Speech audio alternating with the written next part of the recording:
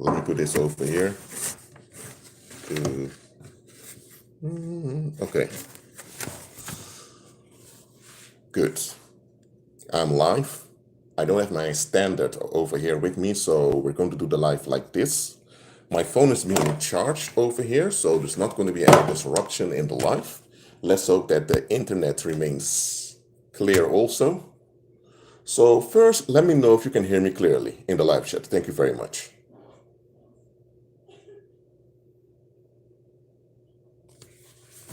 Hold on.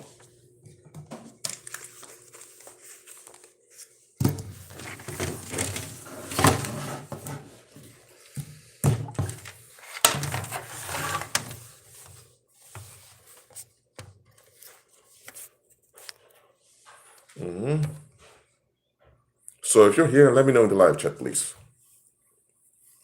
I know the angle's a bit different today, but I have no standard with me. And my laptop is over there in another room, so this is how we're going to do it for today. Can you hear me clearly? Let me know in the live chat. This live stream is not going to take very long, maybe a half hour, maybe 35 minutes. So I'll wait for 3.5 minutes more for people to come in. But those are here already. Let me know in the live chat that you're here, please.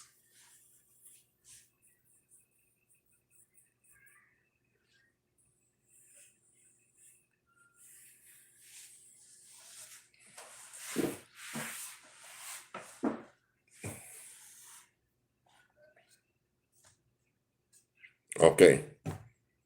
This live stream will be about political excuses. Okay? So, what is a political excuse? First of all, I'm going to explain what an excuse is. Because most people tend to use the word excuse when they hear something they don't want to hear. If they hear a reason, whether it's legitimate or not, but they can't stand the reason or they don't want to hear it, they call it an excuse. So what is an excuse? And what's a legitimate reason? Then I'm going to explain political thinking. Then I'm going to explain why political excuses are the norm in society. All right? So 2 more minutes before I begin teaching.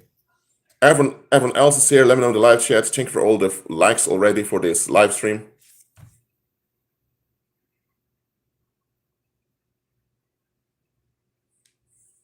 And also remember, I also have other social media platforms where I share videos.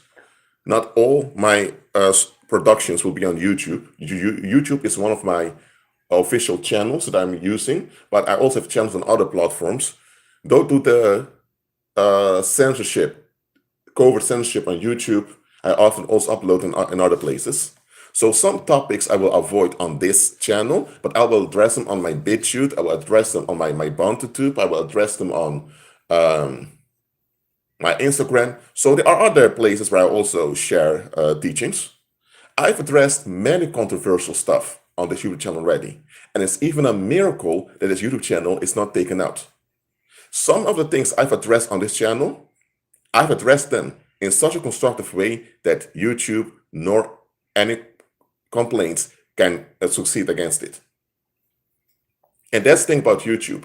If you give enough context, they cannot say you violate community guidelines. But even then, YouTube sometimes still begins to harass you by flagging some of your videos that don't violate community guidelines. And it happened to me.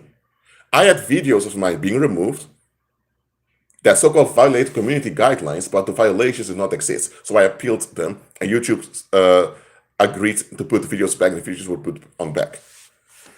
Last time that happened, YouTube kept the video down, so then I realized, this is just a sign that either my content is not wanted on YouTube, but they can't find a legal reason to remove it, or YouTube sees that this is information that if shared on YouTube, people may use it against me. Because sometimes some YouTube co-workers are on your site and they do give you hints when you're sharing stuff that others may consider triggering.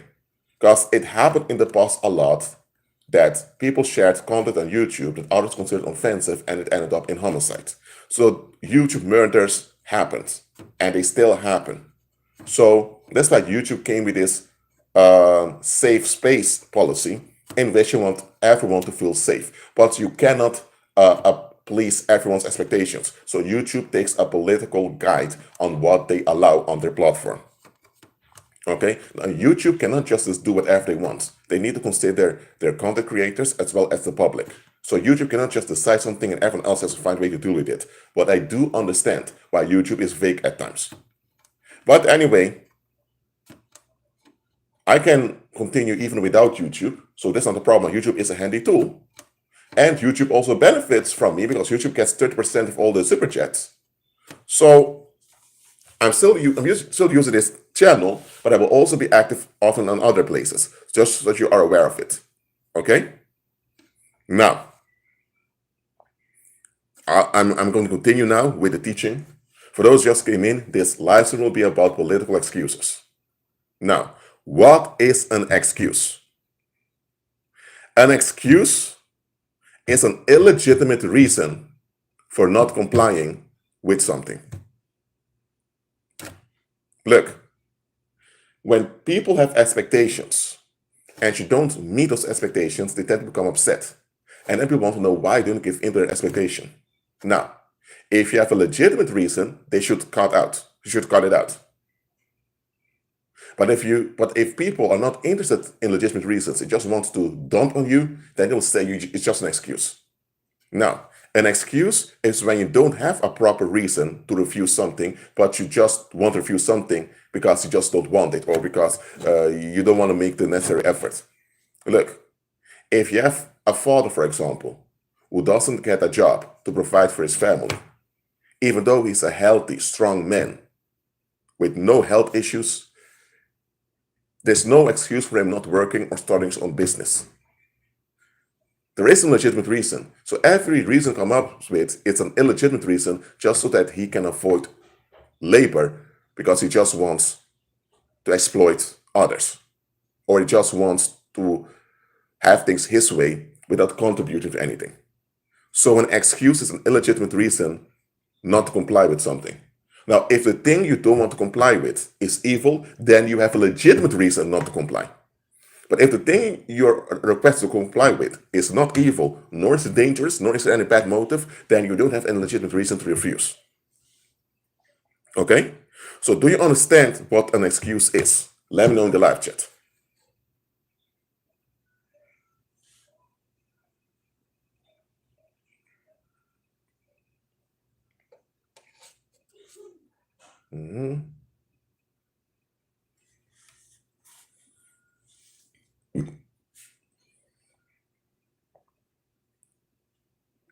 So, an excuse, again, is an illegitimate reason not to comply with something.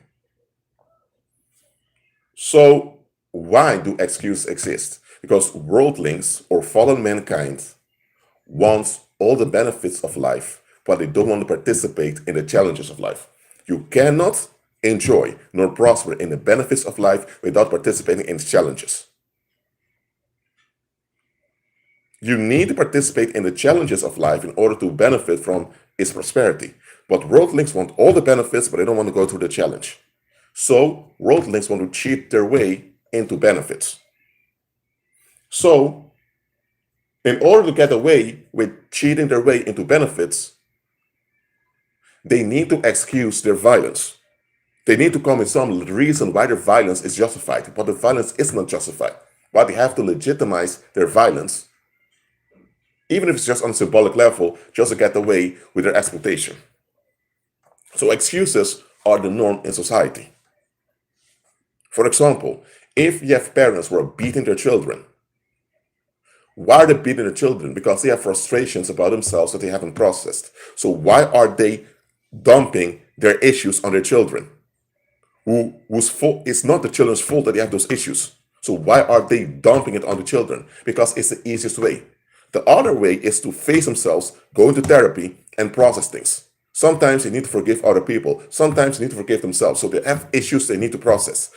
As an adult, they have the ability to realize that they need help, and they have the ability to go and look for help. So why aren't they doing it? Because they are narcissistic. They just want things through shortcuts that doesn't cost them anything. And if that implies endangering even their own children, they're willing to do it, and even then they will play the victim. So in this case, there is no legitimate reason for beating children. It's just an excuse they use not to face themselves. And if the community around them does not intervene on behalf of the sake of the children, they are participating in the violence. So the community also looks for an excuse for their narcissistic attitude of only wanting to benefit but not wanting to participate in the challenge. The children are growing up in an abusive household, so they will end up as adults with mental issues. Now, the community doesn't want to deal with mental issues of other people, but they do want children to grow into adults that are beneficial to their expectations. Okay, but are those expectations of theirs towards children and adults correct? They don't even want to examine that. They just expect things, and others have to find a way to deal with what they expect. So if worldlings are challenged with facts long enough, they'll go into narcissistic rage because they feel injured when you don't validate their unexamined expectations. So worldlings always come up with excuses, because excuses is how society is governed. Without excuses, you have no society. And about beating children, because parents feel offended because they don't get what they want, why don't they beat each other? Because if they beat one another, one spouse can call the cops on each other. Or why don't they beat their boss at work? Why don't they beat the police officer? Why don't they beat the politicians lying to them? Why don't they beat their exes that cheated on them? No, but they want to unload on a child? There's no legitimate reason for that. So, okay, we know what excuses are. Now I want to explain political thinking to you. Everyone understands excuses and how illegitimate they are? Everyone understands the difference between a legitimate reason and excuse? Let me know in the live chat before I continue with political thinking.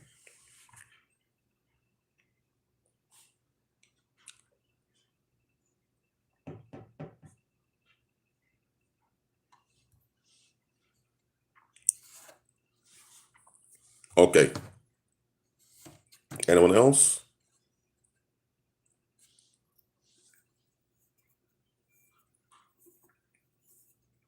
Okay, look. I've explained already. Fallen mankind wants all the benefits of life, but without going through the challenges. That means that they're all cowards.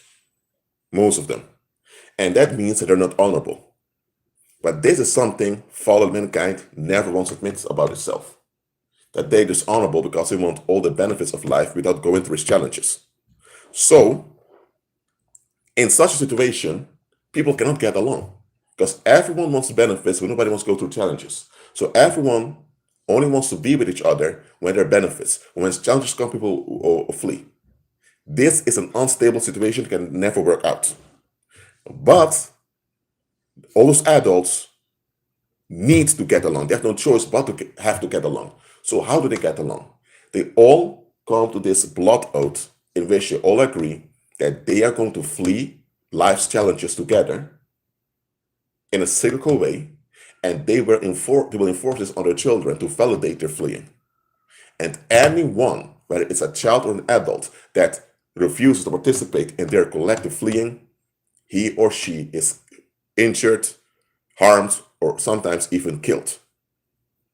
So it's through fear, through the threat of physical and mental harm, that this thing called society can exist. It's grown folks who are fleeing a life that join forces together to avoid life together. That's what society is. Before I continue, do you understand this? Let me know in the live chat.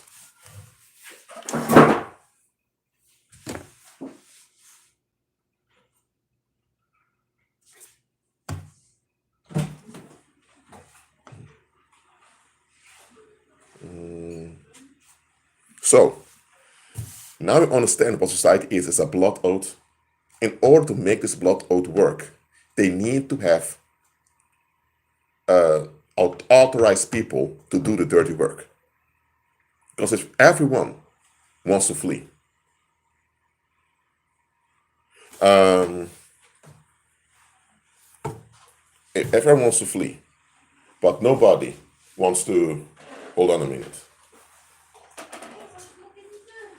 If everyone wants to flee and nobody wants to deal with challenges, the challenge is still there.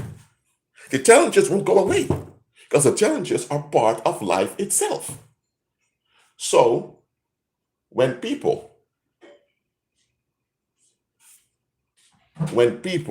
don't want to face the challenges of life, but they want benefits, they need an authorized group of people to do the dirty work.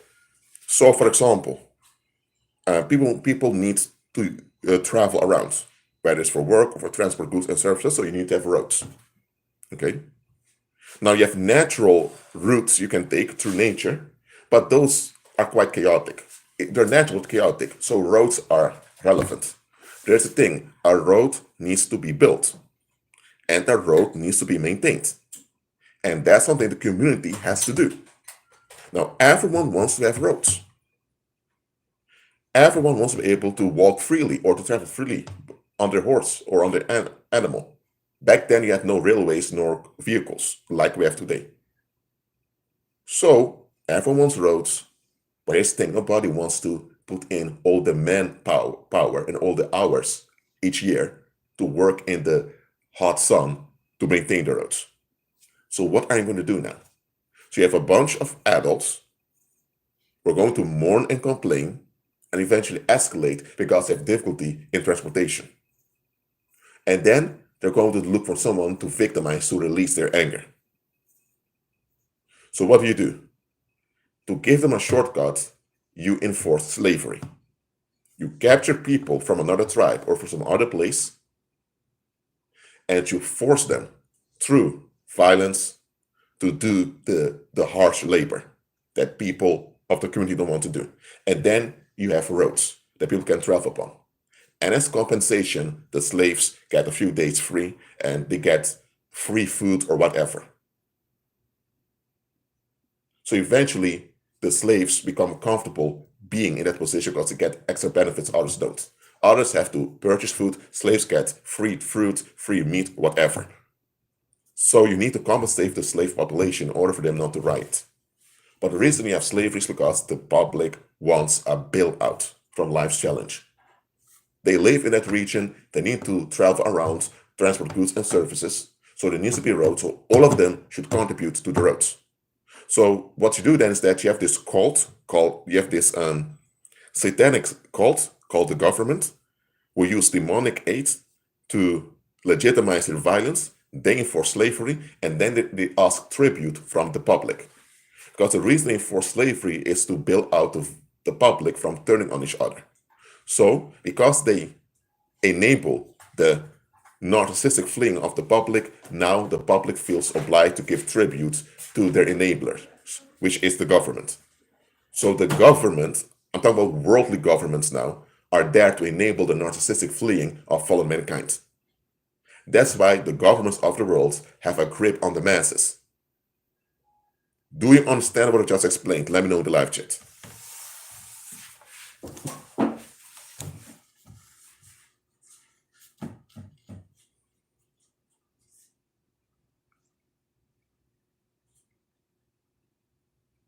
And that's where taxes come from.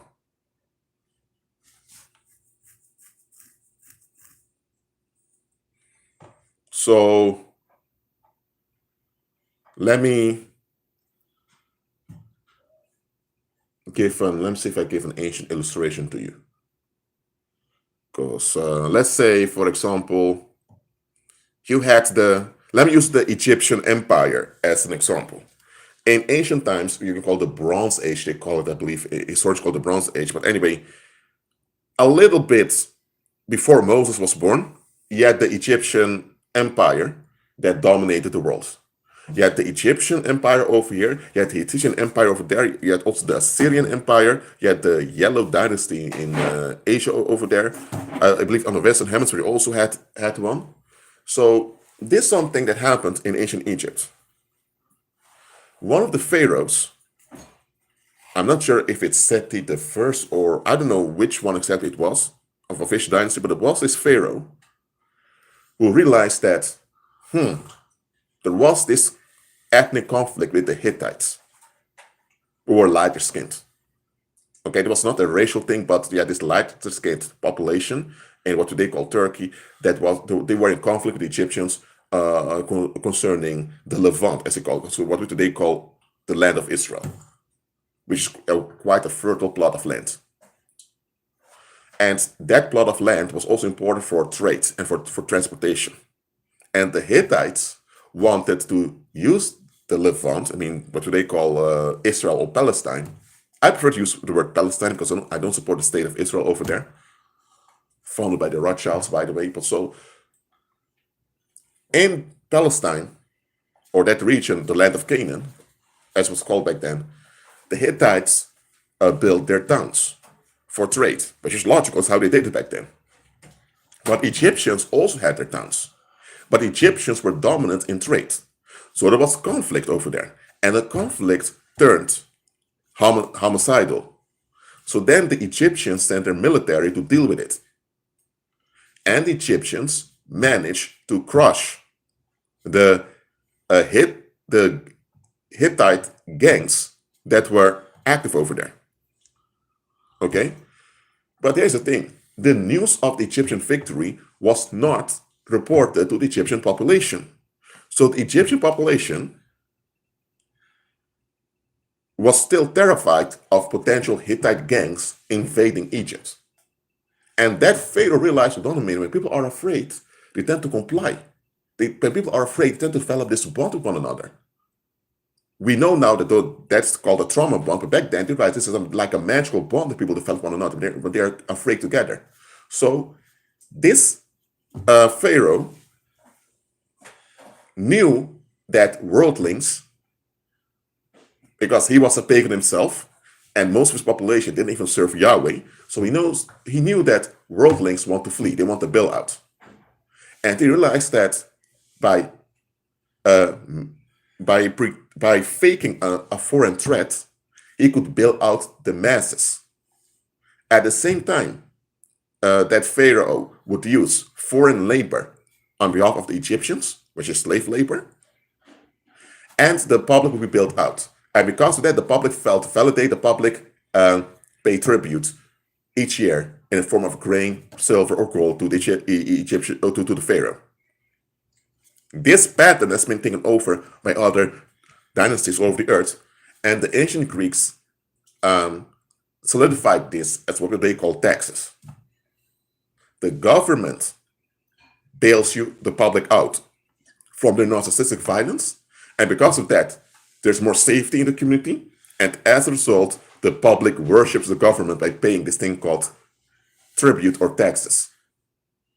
And the government feels entitled to take from the public. So taxes are a pagan, satanic ritual in which the masses give thanks to the cult that bailed them out of their own violence. Do you understand this about taxes? Because there's something they will not teach you in law school. There's something they will not teach you in business school. There's something that they won't even teach you on high school. There's something they don't even teach you in church. But I just gave you the historical and spiritual background of taxes.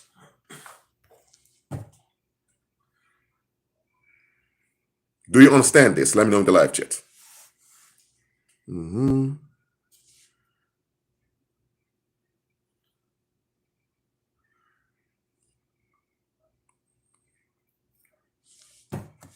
I'll wait.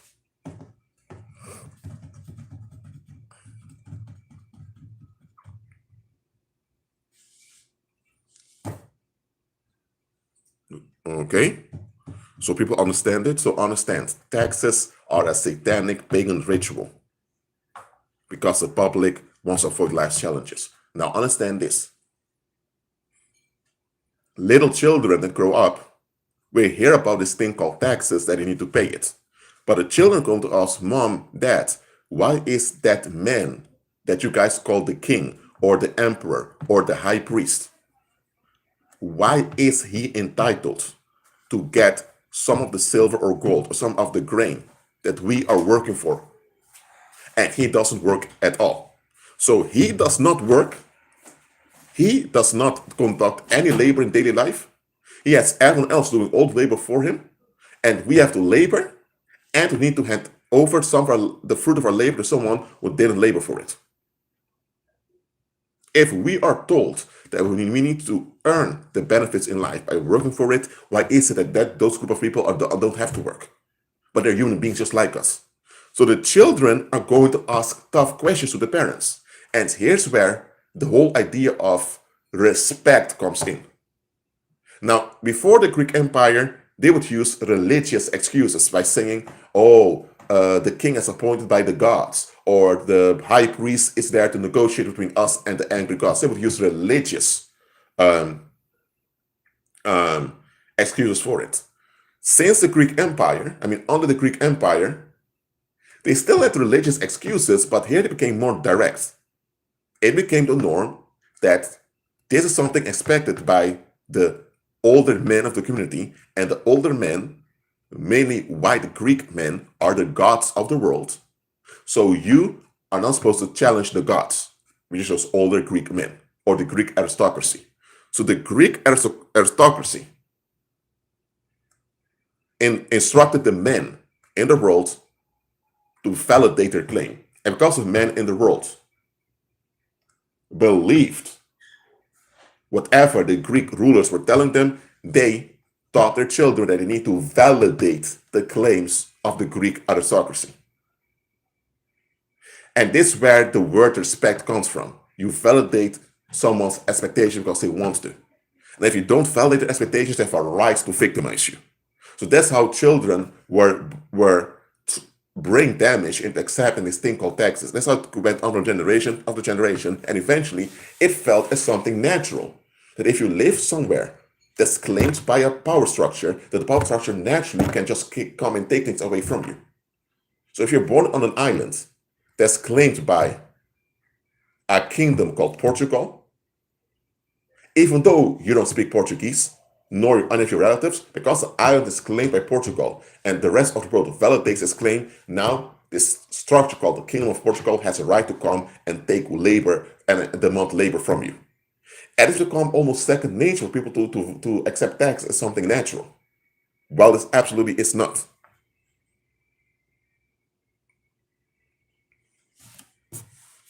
So, in order to validate taxes, you need to come with a political excuse. Because here's what politics is all about. Present-day politics is derived from the Greek Empire. Our world is shaped after the Greek Empire. That's why I keep referring onto it. The world before the Greek Empire was different. That's the world of the Old Testament.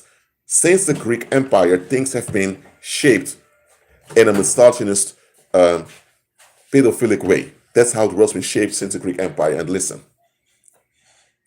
politics, which is derived from the Greek theater. Okay, let me explain why. Greek theaters were shaped like a half sun. Okay, so you had it's like a half circle, there you had the public, here you had the stage. In a Greek theater, you would have two groups. You would have a play with actors, which we call hypocrites. So the word hypocrite simply means an actor, when an actor was playing a role. At the end of the play, the public had to choose which of the actors won. The actor that lost sometimes would even lose his life. So that's how they did it. So by doing this, the public was involved in the blood sacrifice. And because of this, the whole public was guilty of the murder. So nobody can point the finger to anyone, because everyone was involved. Because everyone was involved, it would be too hard to hold people accountable. This is a trick the ancient Greeks used.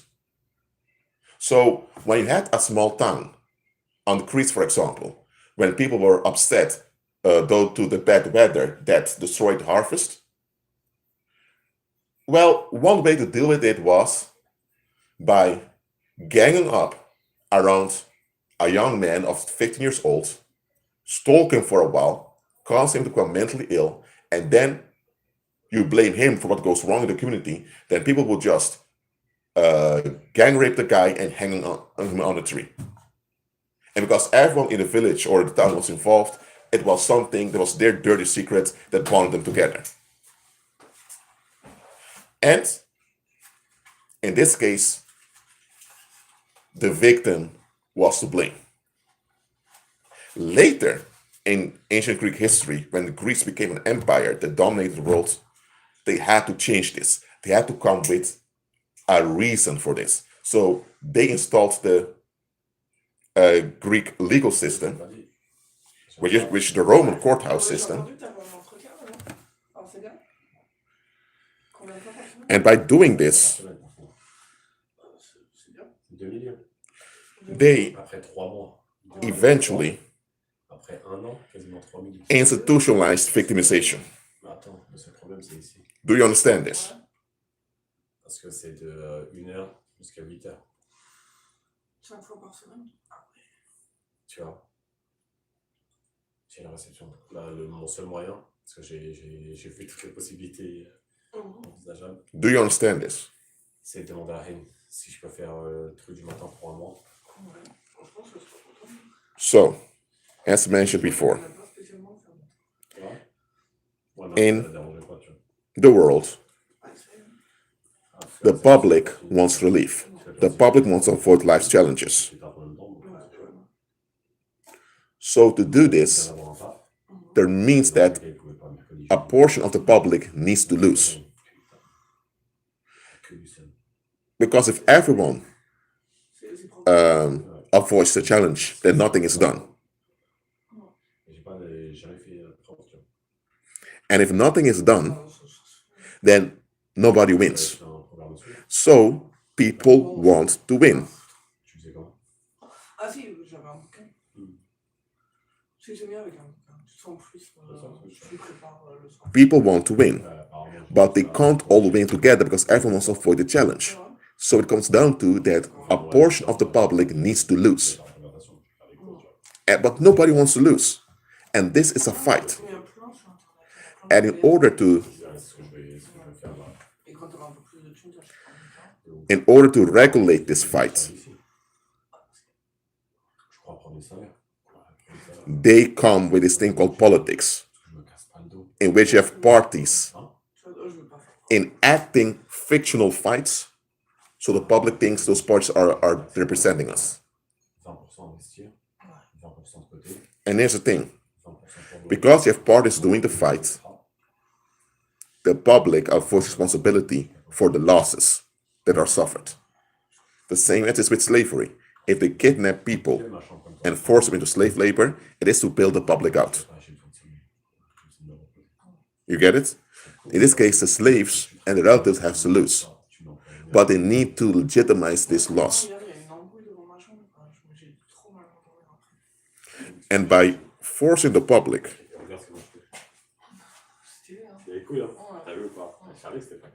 to pay tribute in the form of taxes,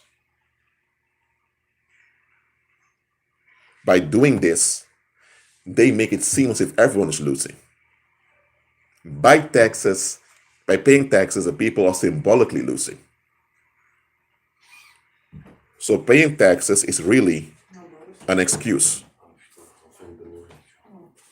for people not to face nor endure the loss that they inflict on the losing part of the public.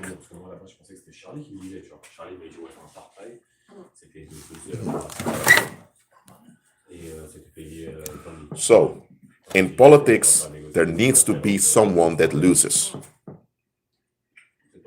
And the rest of the public suffers a symbolic loss, just so they can get away with the benefits. Do you understand this, how this con game works?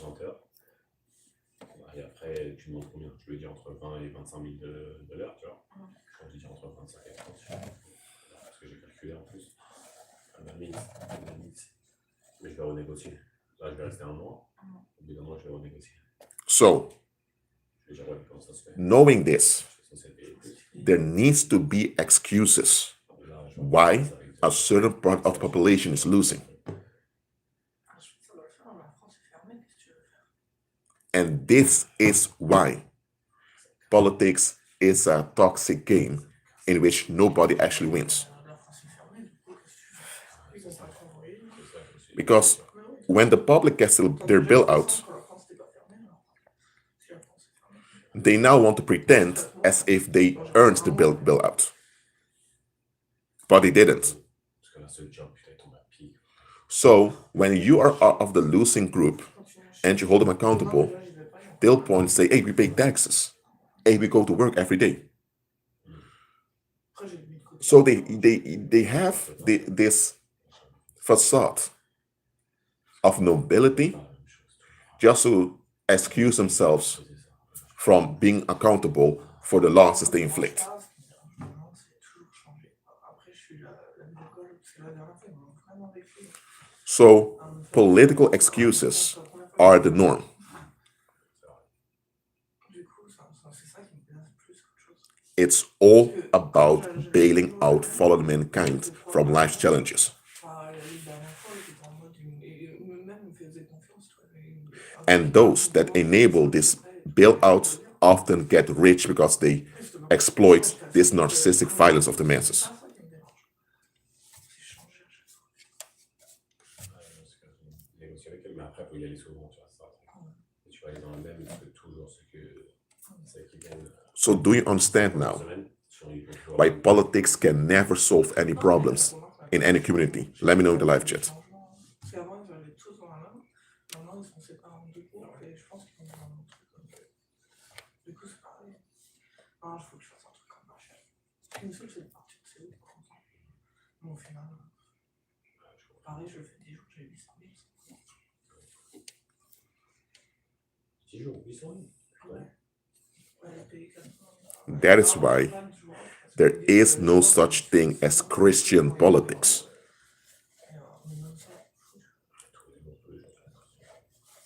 Because all politics is a game to excuse the masses of their narcissistic violence. Tu pries pour qu'il pleuve.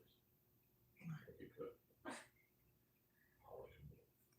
Au final, 10 jours, et après, tu te prends un temps, tu le refais. So, have you ever wondered how it is possible Ils peuvent venir avec toi. that the government, with so-called taxpayers' money, are able to build big prisons and to maintain them year after year, but are not able to build businesses nor dwelling places for the homeless? If a homeless guy steals from a shop because he needs to eat, they have a prison to put him in. But they don't have provisions for housing for the homeless guy? Do you see how twisted this is? Pour revenir quand tu veux, il y aura toujours une single discount. La seule, c'est la seule de faire. Fais pas ça, paye pas ton truc.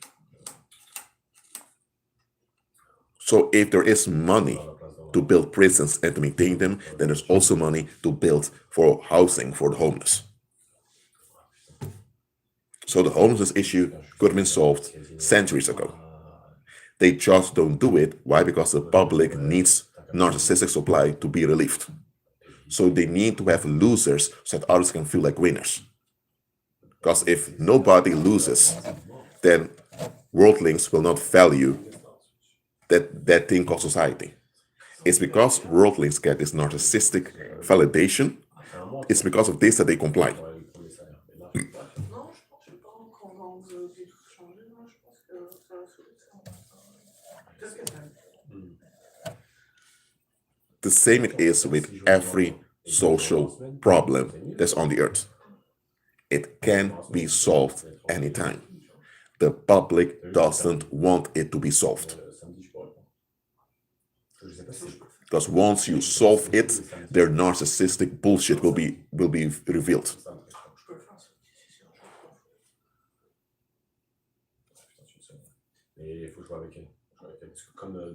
So, fallen mankind craves victims in order to benefit in life. That's what fallen mankind does.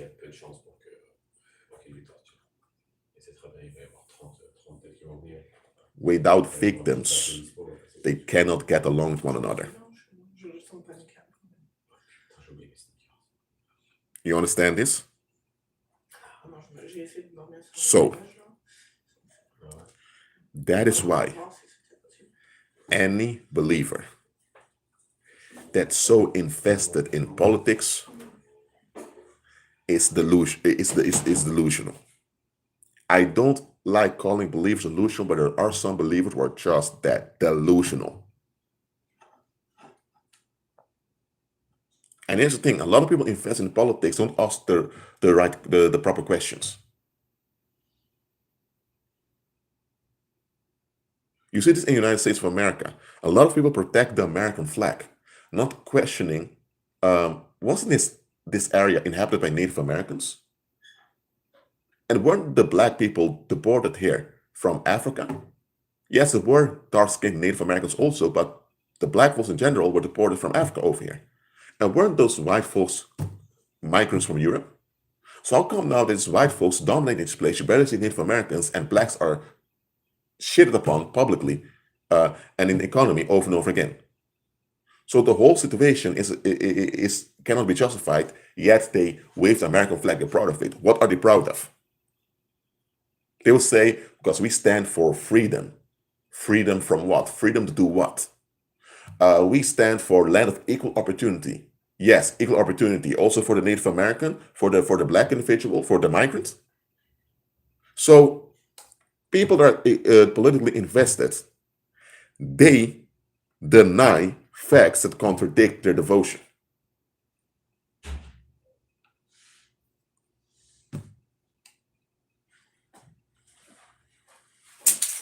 So that's why you have those believers who support the state of Israel, even though it's written in scripture, in prophecy, it's after the Great Tribulation that the lost tribes of Israel will be gathered together with all the believers from all the nations of the world when Christ returns. So if it's after the Great Tribulation, that means that any entity that calls itself Israel before the Great Tribulation is not from the Heavenly Father, period. But many of those believers that are into supporting the state of Israel, they're told that their earthly blessings depend on supporting that group of people. So it's not about serving the Heavenly Father, it's about their earthly ease that they cling onto. And when you tell them facts about the Palestinians losing and Palestine children being harmed, they say, well, it's just collateral damage. Israel has to defend itself. You cannot be politically invested and not end up supporting a delusion. Anytime you are politically invested, you trap yourself. Because any political investment will be used against you by the world. Any political investment will be used against you by the world. Any one of it. Whether you're liberal or right-wing, or you're conservative or a progressive, left-wing, right-wing, whether you're pro-welfare, against welfare, it doesn't matter. Any political investment is actually you wanting to bail yourself out of a certain challenge in life. Let me give an explanation. Right-wing people don't want welfare. They say everyone needs to work. Everyone needs to earn an income. And as a man, you should be a man and go to work to provide for your family. Well, hold on a minute. The things you provide for your family are resources on the earth. Did the government create the earth? No. The earth existed long before the government was here. And the government consists out of human beings who were born. They came out of a vagina, and they were little babies once, and they became adults. A few decades ago, they came out of a vagina. So all of us came out of a vagina several decades ago, and now we're all adults. And the earth was here where we were born. So the earth's resources are not ours by nature. We put a claim on them. And to regulate the earth's resources in an area, we decided that you need to use currency or money to exchange goods and services. Okay, but who makes the currency? The government does. So if you say that you need to go to work to earn your income, that means that you agree to submit to whatever the government or the state wants. And they're the ones spreading the money, right? But okay, that also means that when that same government prints too much of the money and the money becomes less valuable, that you need to shut your mouth and get along with it because you agreed everyone needs to work for an income. You don't even question why is the government arranged things in such a way that I need to hand in my life source to labor to get it.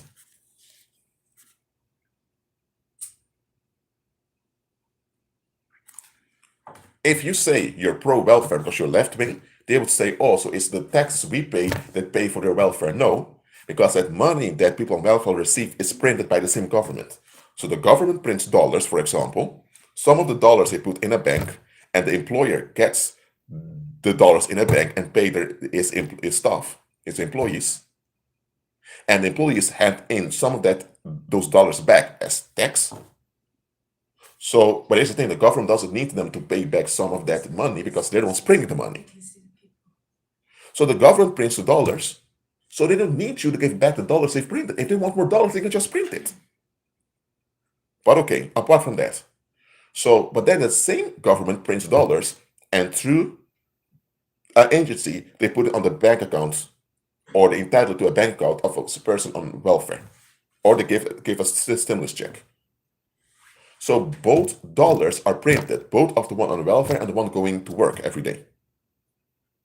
But if you agree with welfare, then you'll have people using it against you, saying, hey, so we have to work every day to pay the lazy behind of those people, which is not true because it's all printed. But because the other group feels entitled to bash on those on welfare, you'll get their anger on you. If you agree with no welfare, what if one day you're in a tragic accident and now you can't work anymore? Now, because society so-called doesn't owe you anything, you can just end homeless and die. So any investment in any type of politics will be used against you. It's all a trap. Does that mean you avoid politics altogether? You can't do that because politics is around you and it dictates things in daily life. You can use politics against politics to do God's will, but you shouldn't be involved in politics.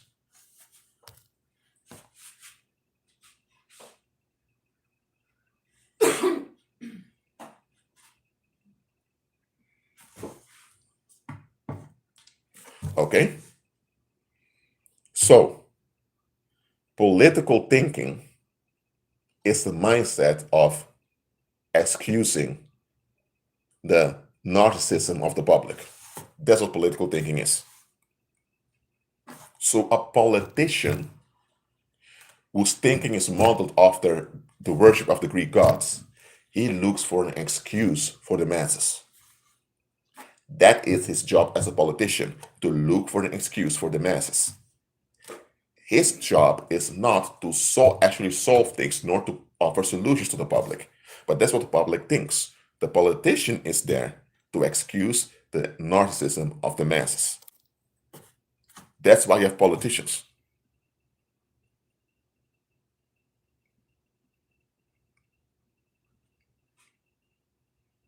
Okay, I'm going to explain the Ponzi scheme, and I'm going to explain the pyramid scheme. I'm going to explain both schemes to you for in case you don't know what it is. What is a Ponzi scheme? A Ponzi scheme is named after an Italian nobleman whose last name was Ponzi, who spoiled much of his inheritance when he moved to the United States. So this guy ended up in debt, and he needed to pay off his debt, and he was ashamed that he spoiled much of his inheritance that he got from his noble household in Italy. So this nobleman came up with a scam. He set up a company. This happened in the early 20th century. He set up a company in which he required investments. And he told the investor, if you give me X amount of dollars, let's say $100,000, you'll get $120,000 within a year. Because this business is profitable. So one guy gives $100,000. At the same time, he has 5 other people also giving $100,000. So he has $500,000, $500,000. Now the first guy that invested, after a year, he wants his $100,000 back plus $20,000 interest. So Mr. Ponzi paid $120,000 from the $500,000 and paid the first investor. But now the other 4 investors also want their money. So he goes again and gets investment from other people. He set up multiple companies, which were fake businesses, and he got investments all over all the time. And from the money he took from the investors, he took a portion and he lived off of it. This scam worked as long as there were new investors to recruit. The moment there were no new investors, people began to ask for money back, but then people figured out the money does not exist.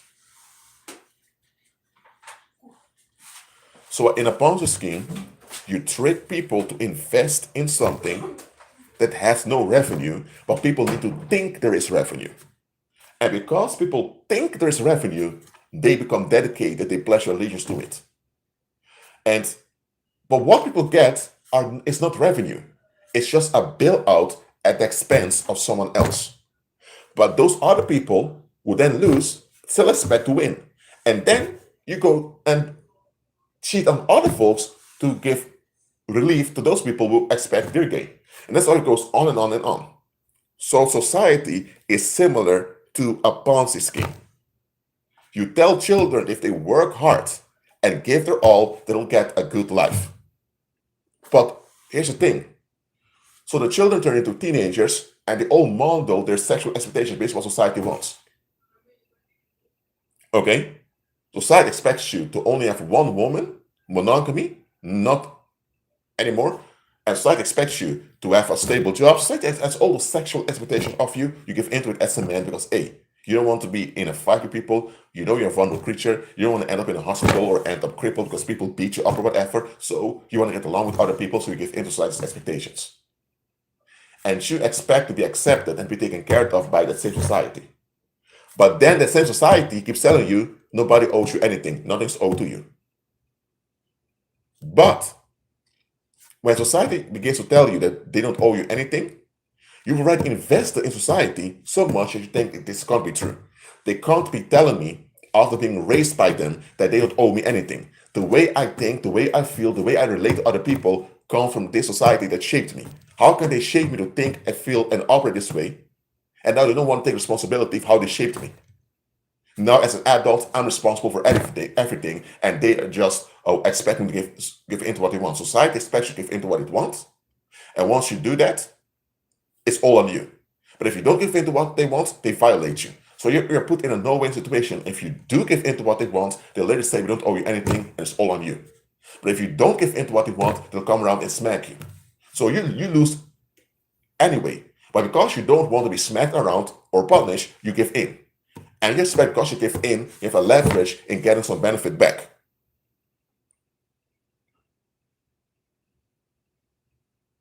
Okay? So society is a Ponzi scheme. Because the revenue never comes. And that's why you have politics that always blames either blame the right wing, then they blame the left wing, just like in ancient Rome. You had the popularists, which they would call the Democrats, blaming the optimalists, which they would call the Republicans. And later in history, you had a middle ground. You had the centrists now, who kind of want to stay out of the discussion, but they would just want to benefit either to the left or to the right, depending on which climate there is. So do you understand what a Ponzi scheme is? Let me know in the live chat.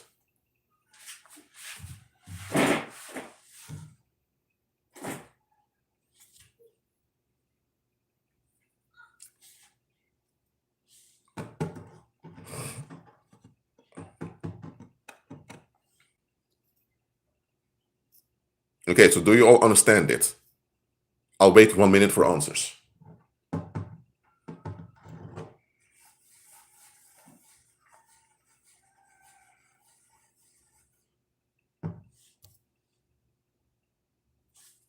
Okay. Now I'm going to explain what a pyramid scheme is. Okay, a pyramid scheme is quite easy. You have one man who offers a benefit, and he tells two other people about his benefit, and those other people want the benefit, so they give tribute, whether it's often in the form of money. It can also be in the form of sex, for example. So a pyramid scheme is only related to money. It can also relate to sexual intercourse or whatever.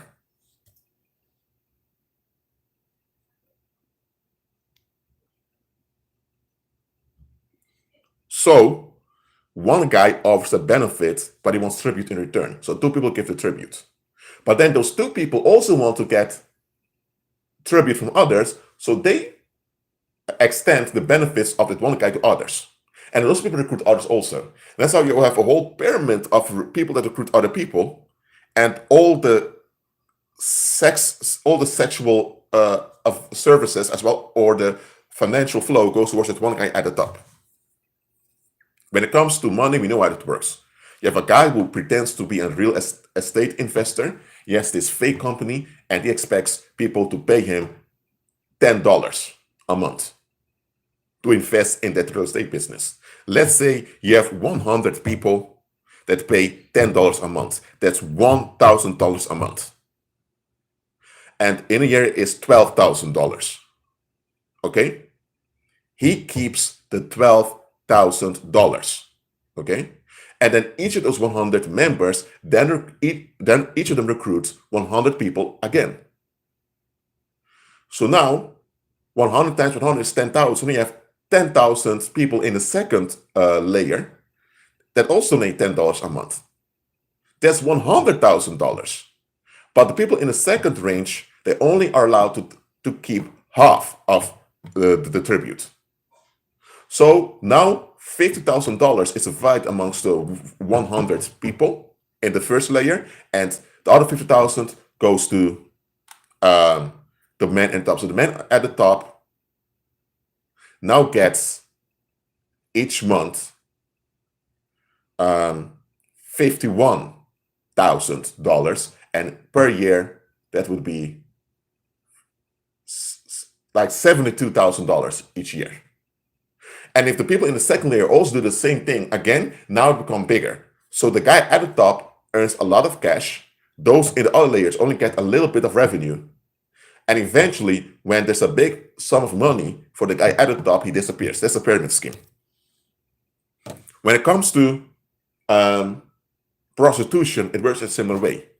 You have a guy who owns this restaurant, and he needs people to do the labor for him. And he's a handsome man. So he goes down the streets talking smooth to females, and some of the females fall for what he's doing. And those females end up sexually involved with him. And according to feminine nature, females want to contribute to male ambition. The females tend to do labor for him at his restaurant. And because they're sexually involved with him. Let's say he has 4 women he's doing this with. Then he has a cousin who wants to do a similar thing, and the cousin copies him, but the cousin brings tribute by recruiting several women for him. So the cousin would say, hey, I have an uncle who has a business, he has his own restaurant, I can get you a job over there, but you know what? My uncle, he really likes women like you, well-shaped and all of that. So the women are love bombed and tricked into condoning sexual advances of that so-called boss. And that's how it goes on and on and on. And before you know it, you have one pimp who has sexual access to around 100 women, and you have the other guys who just assist them in getting along, and they get some benefits sexually here and there. So a pyramid scheme can also work very well in prostitution. So do you understand what the pyramid scheme is? It can be both applied to prostitution, which relates to human trafficking or sex slavery, and can also apply to financial scams. Do you understand the pyramid scheme now? Let me know in the live chat.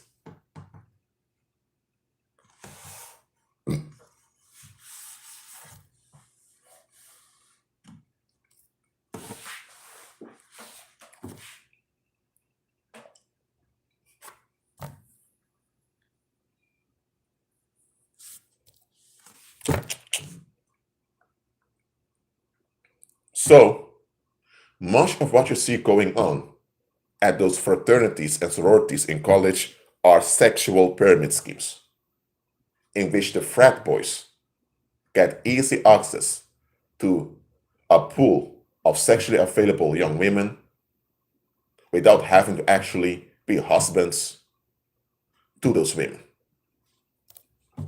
It's a pyramid scheme. And some of those women are turned out, they're sodomites, so they want to have sexual access to other women in a sodomite way. So what goes on in sororities and fraternities are sexual pyramid schemes.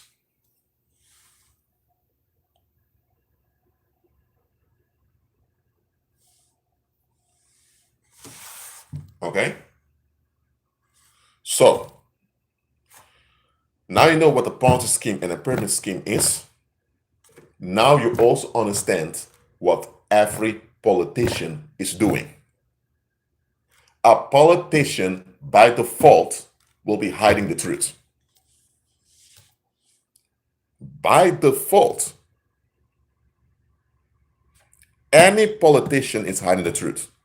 Because society is a Ponzi scheme in which you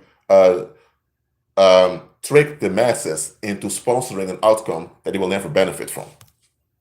And that's how you keep them controlled.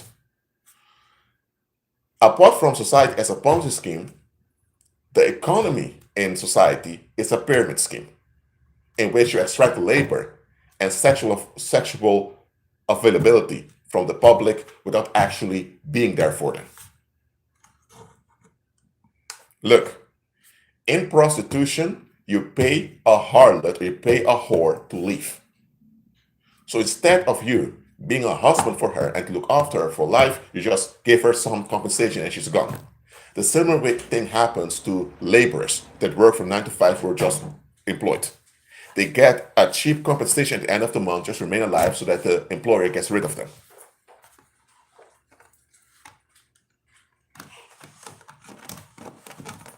So all of us has been tricked into Ponzi and pyramid schemes, all of us.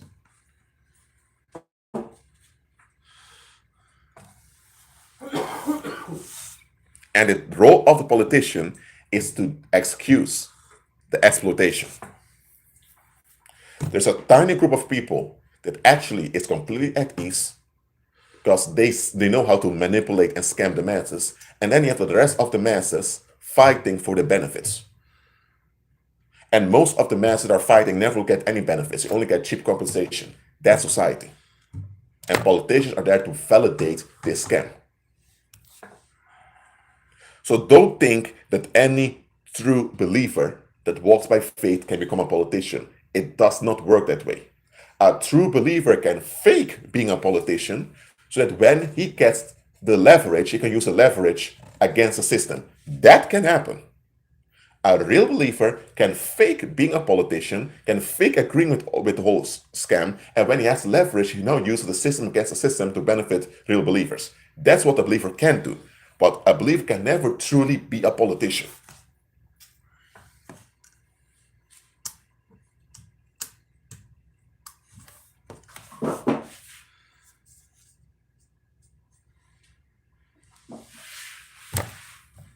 So every time a real believer, a true believer, fakes political adherence to get a leverage, eventually when that believer succeeds in taking power in that community, you can see that the rest turns on them.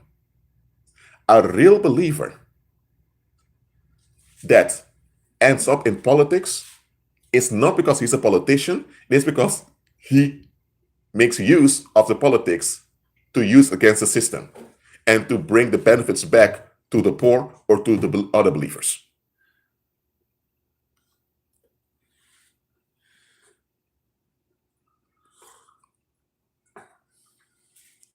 But that should only be done under the guidance of the Holy Spirit, because the political world is worse than the mafia.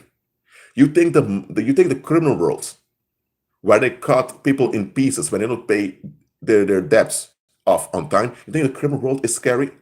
You haven't seen the political world yet. The political world is far worse than the Mexican drug cartels are. You think the Mexican drug cartels or the drug mobs out there are dangerous? You haven't seen the political world yet. In the political world, they get rid of you with a smile, while you think they're for you.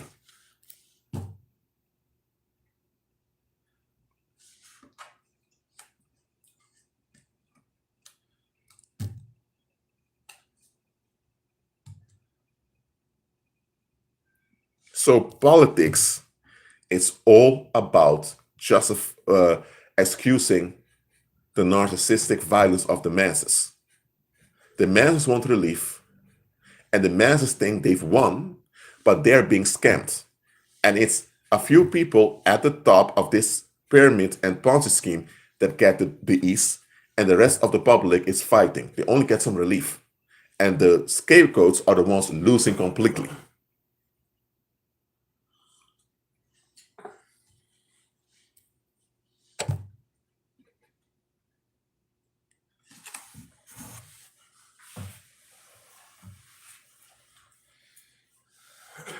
So, what do we do about these believers? It should be obvious, as I explained in other live streams.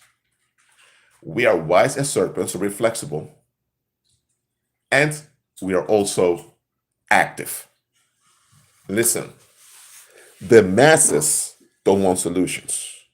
The masses want bailouts from challenges of life. They may claim to have hard work, to have a good work ethic. They may claim to have norms and values and principles. When it comes down to it, they want a bailout. That's the attitude all worldlings have in common. They want a bailout from the challenges of life. Some want a bailout directly and they're unapologetic, and they tend to be quite violent in it. And then you have others who are a bit more diplomatic. But whether they're diplomatic in it, like people on the left, or they're unapologetic, like people on the right, it doesn't matter. It's two sides of the same coin. It's two wings of the same bird. They want a bailout. So understand that as a believer, the world will not listen to you because you do not validate their narcissistic violence. You do not validate their unexamined expectations. So they will not listen to you.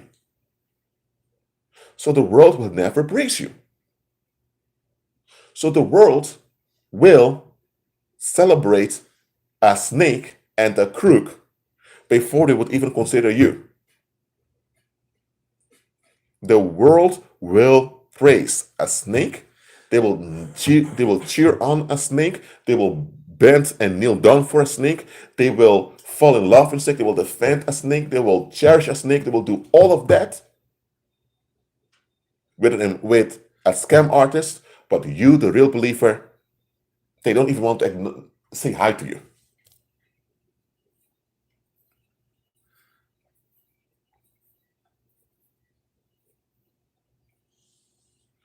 So don't go out there thinking you can save the world. The world has been saved by Christ, but they just want to apply that salvation in their life. Salvation is provided by Christ. The world does not want to apply it in daily life because they hold on to the negative. They love their demons. They love their abominations. They love their victims. Their victims turn into monsters. Not all of them, but they want their victims and they want their monsters. That's how the world is. They will praise their monsters. Okay? That's the world. So the world will not receive your solutions as a believer. So what do? You enforce your solutions covertly on the masses anyway, because the earth is the Lord's, and amongst the masses, there are people that will become believers later on. Christ went to Jericho during his ministry. He went there with his disciples. When he arrived in Jericho, the public sabotaged him. They were overwhelming him with requests. They were overwhelming him with questions just to hinder him from doing what he came to do. They were not interested in solutions. The people in Jericho were narcissistic. They were stalking him and harassing him just to hinder him. They did not flat out come and attack him because they were afraid he may use his power against them. The fact that they knew that they couldn't get away with attacking Christ shows you that they knew he was powerful. Nevertheless, that didn't stop them from attempting to hinder him. They should have realized if he's able to shut us down, he's able to take action against us if we try to sabotage him. We try to sabotage him anyway. That's how obsessed they were against him. And there was this blind man in Jericho that needed help. And when that blind man asked for help, they turned on the blind man. They almost lynched that blind man. It was Christ that stopped them. Okay? So, Christ went to Jericho because he knew there was this one blind man over there that would receive solutions. And for that one man, he went through all the trouble, enduring all the gang stalking of the people over there. So he enforced a solution whether or not the masses wanted it. And whatever enforced was received by those it was meant for. Now, he wanted to put solutions for everyone, but most of them were finding solutions. So he came and he put solutions there, and the ones that were willing received the solutions. That's how we do it as believers also, or as saints also. So we enforce solutions covertly, whether or not the masses consent. They have nothing to decide. The earth is the Lord's, his will be done on the earth as it is in heaven. So their consent is irrelevant. Their consent is irrelevant. They have nothing to choose. They think they have a right to choose whatever they want. They don't. So we enforce solutions whether they want or not. We will do this through prayers, decrees, and declarations, and where possible with physical actions. And when we gain a leverage in a community, we will openly use our leverage to govern that community. That's how we do it as believers. Do you understand what I've just said? And I call you saints because a saint is a believer that operates in the power. And you can only achieve this if you've graduated into sainthood.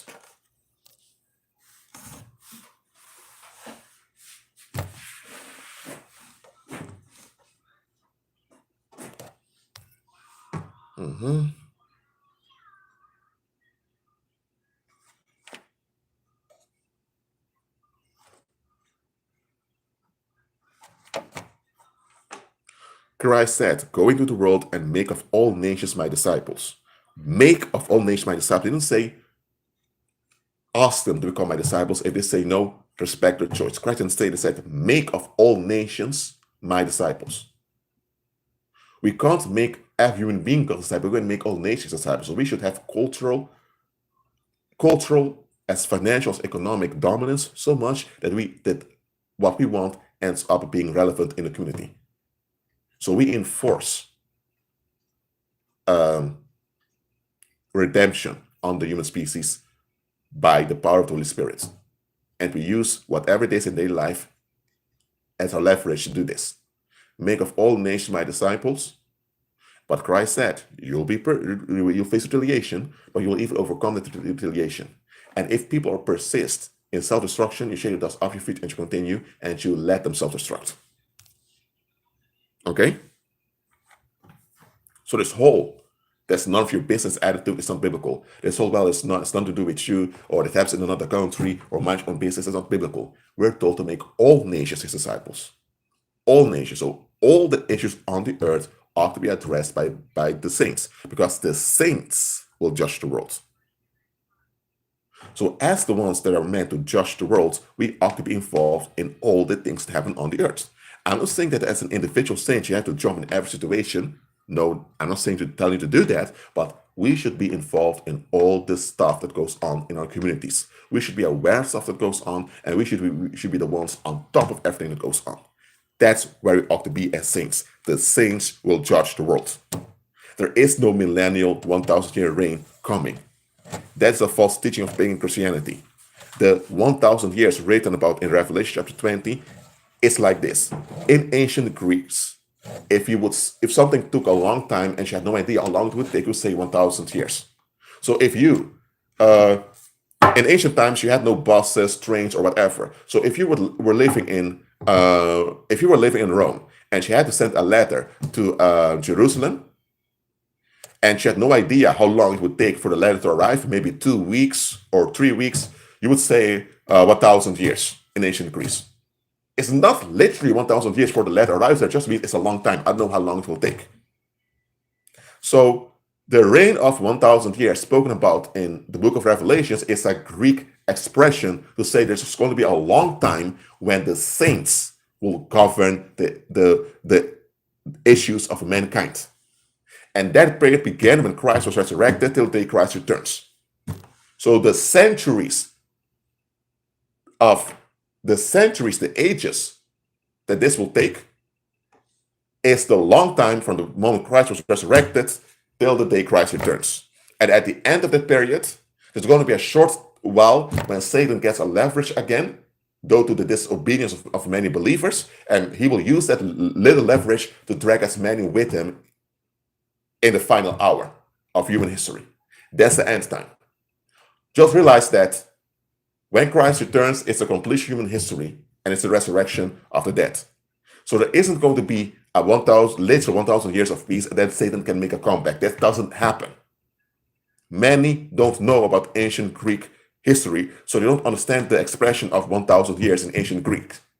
That's why pagan church got away with false interpretations, saying, "Oh, there's going to be a millennial reign of 1,000 years." No, the so-called millennial reign is now, the long period from the moment Christ was resurrected till the returns. So we, in the New Testament era, as saints, we govern the world.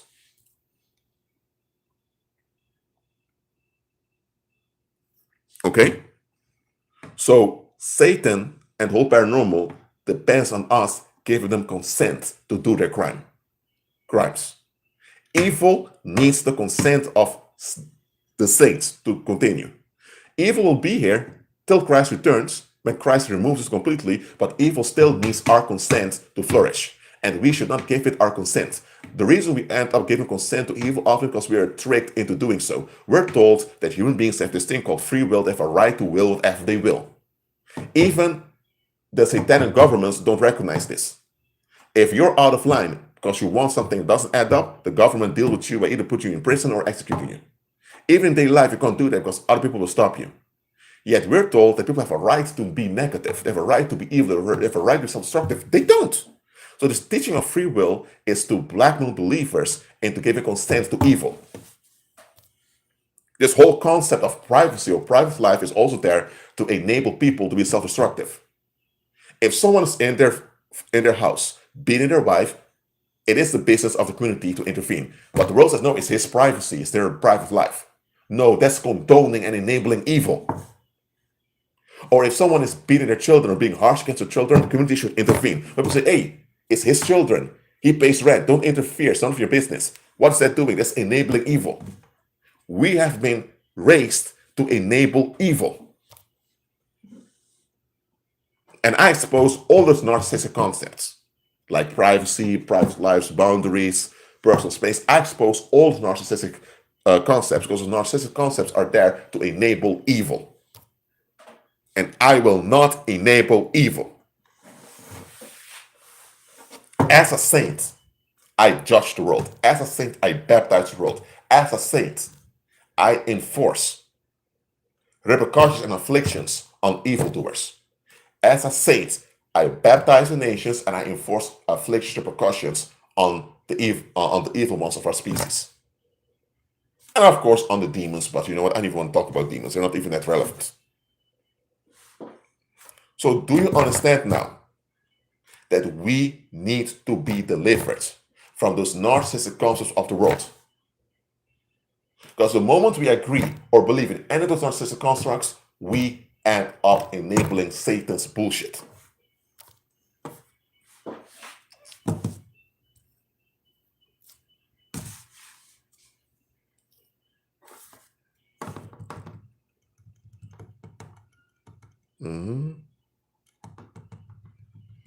So, the saints will judge the world.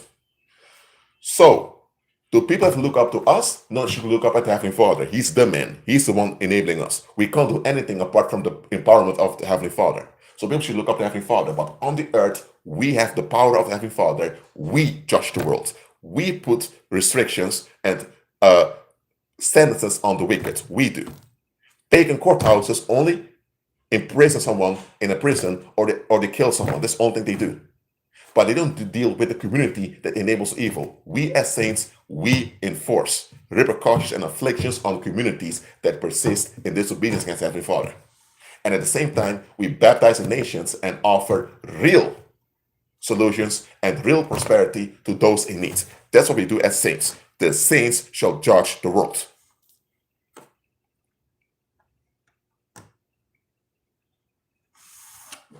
And that's what I do on a daily basis. I did this when I was in the Netherlands. And the wicked there and those satanic cults turned on me, wanted to lynch me. The Heavenly Father removed me, so I don't have to deal with their homicidal violence over and over again. The same I'm doing here when I'm in Korea. And because the electromagnetic field of the Earth is not limited by national borders, I can have an impact anywhere on the Earth. That's how powerful my anointing is. The Heavenly Father owns the Earth. We don't. So he gives power to whichever believer he wants. He only gives power to believers, not to the world. And the Heavenly Father promotes any believer he wants with the amount he wants, and expects every believer to receive the amount he gives them and to work with the amount he gives them. That's what the Heavenly Father wants. So the Heavenly Father gave me this amount of the anointing, and I'm using it. And I don't give a damn what the world wants. What the world wants must be in harmony with the will of the Heavenly Father. If they want self-destruction, I'm not going to give into it. If the world insists that people have a right to be negative, I say no. I do regard other human beings as part of our species. We should do that, as walk in love, but I will not give in to whatever they expect. And I make sure that I have my grip in almost all the affairs that goes on around me on the earth, so that I, as a saint, I can have impact. Yes, we are invasive, but here's the thing: unbelievers own nothing. Okay? Yet unbelievers claim property, they claim farms, they claim houses, they claim private lives, personal space, all of that, and everything that doesn't validate their claims, they consider invasive. Something's only invasive so if it comes into what's yours. Now, the earth is the Lord's. Okay? So when they come with their satanic, narcissistic claims, they're the ones invading God's rule. Yet they pretend like they're the victims being invaded. I don't fall for that. Wherever you are on the earth, the whole earth belongs to God, and all the space on the earth is the Lord's. So whatever happens on the earth is the business of the saints to be active over there.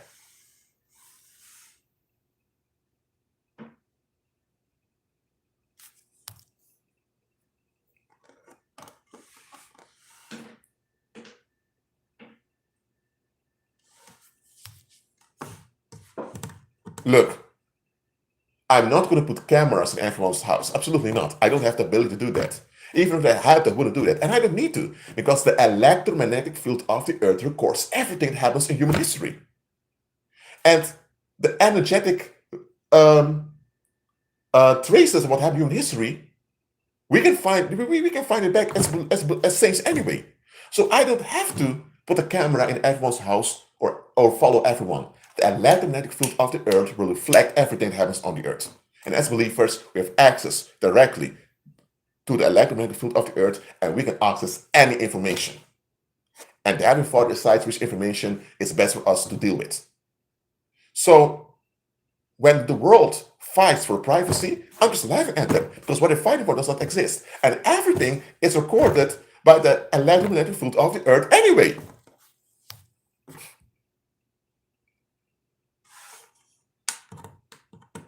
So when people, let's say I'm somewhere and there's this Chinese guy working, but you have people murmuring behind the back of the Chinese guy in their own homes.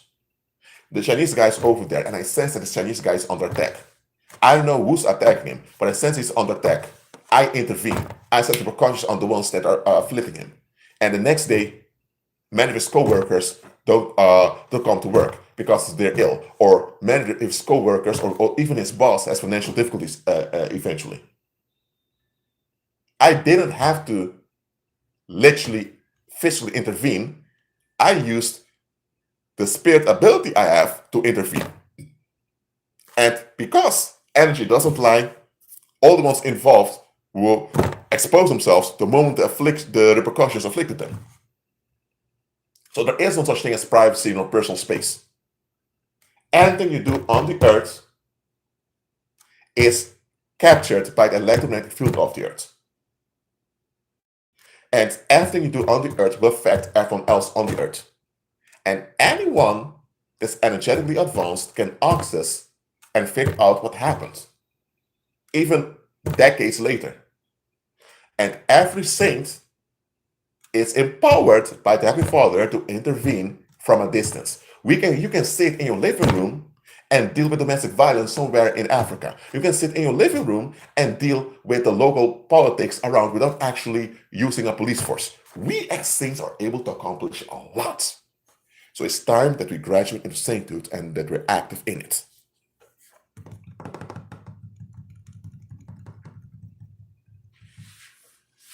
The saints will judge the world. The saints of the Most High will take the kingdom and possess it forever. Not only, but we will possess it forever. We will have it in our grip forever. The owner is Heavenly Father.